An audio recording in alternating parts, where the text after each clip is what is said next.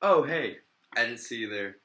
I was too busy going absolutely insane over the new 2019 College Lacrosse Playoff bracket and trying to crunch down these predictions. Welcome back to ESNP Sports. I'm your host, Nathan Delson, and it is the time we've all been waiting for. The NCAA College Lacrosse Playoff selections are here, and while some got snubbed and some barely found room in the playoffs, today I'll be navigating you through the first four matchups of the tournament, giving you my predictions to each game and my explanations as to why each game will end up the way it is. Stay tuned.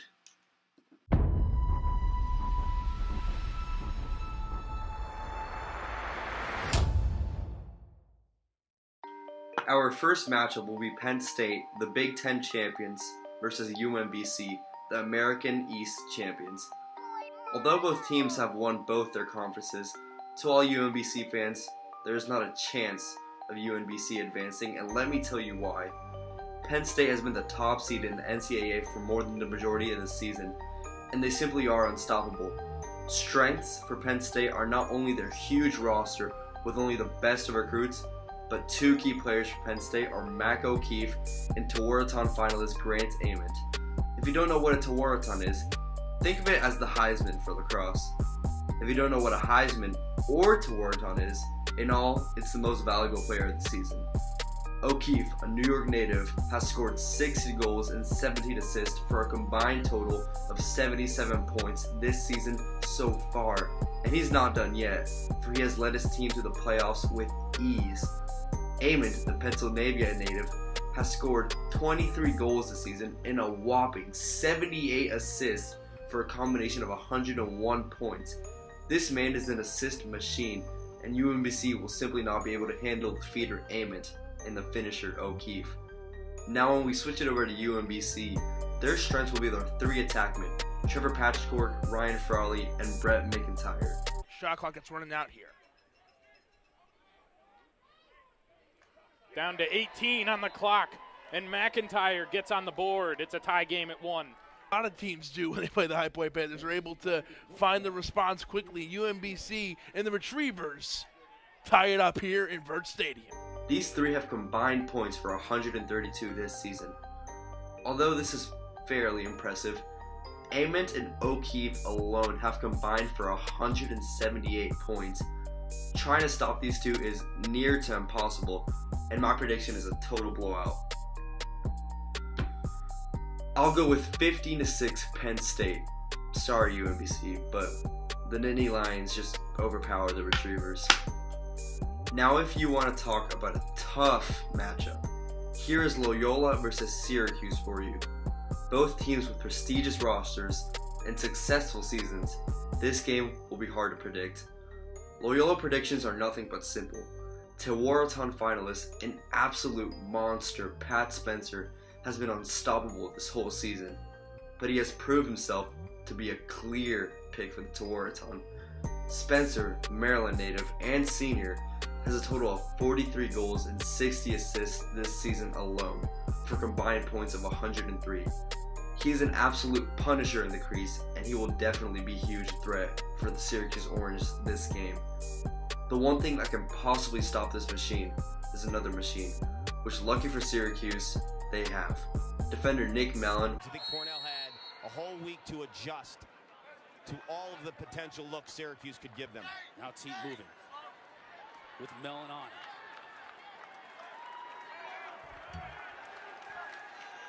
I think both these guys want this matchup. Oh! Will not let any attackman in his area. In this matchup, I cannot wait to see. Both teams are balanced when comparing talent, so this matchup will be hard to predict. Alas, there has to be a winner.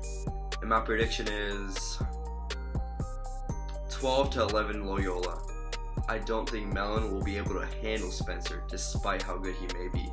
Let us get on to the next game that is being played. Yale versus Georgetown. If we look at this on the offensive side, Georgetown is one of the highest scoring offenses this season so far, and Yale, not so much.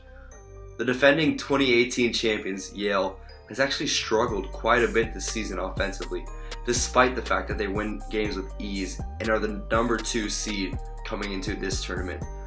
Jay Carraway for Georgetown will be a threat for Yale, with combined points for 81 total this season. He is a key factor in why Georgetown has had so much success offensively during the majority of the season. Yale's defense has been and still is solid through the entirety of the season, and that is not their only threat. Georgetown finalist T.D. Erlin is a face-off specialist who has won, get ready for this, 294 face-offs out of 381 face-offs this season for Yale, and he has a 77 win face-off percentage. Face-offs are key in the game of lacrosse, and Yale has the man to do the job. Although Georgetown has had great success, this game shall be given to the defending champions. I predict 15-13 Yale, just for two reasons: Yale's defense and T.D. Erlin. Our last game for the weekend of the playoffs is Penn versus Army. This matchup is equal on a win percentage basis, but the kicker for Army is going to be their best player, Brendan Nichtern.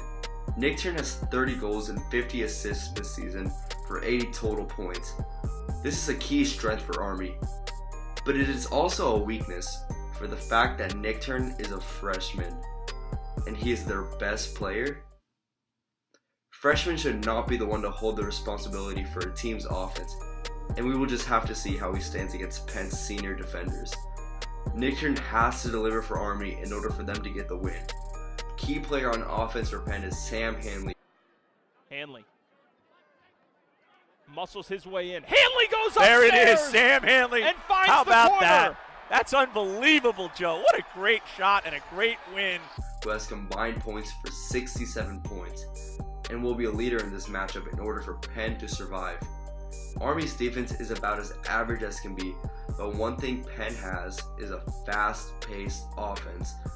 They might not have the best players, but they can move fast, and this is something that Army is going to have to control with physical plays, and they are capable of doing so.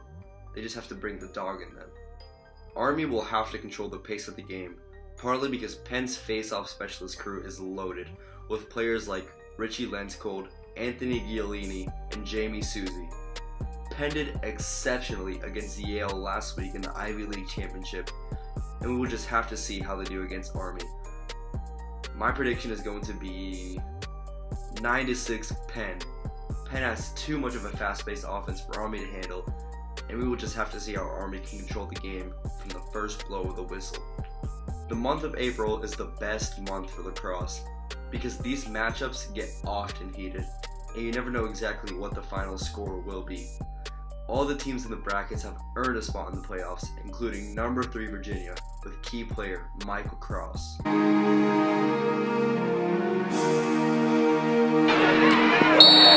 It's Virginia Cavalier time! Robert Morris University clinching a spot in the playoffs with key player Ryan Smith.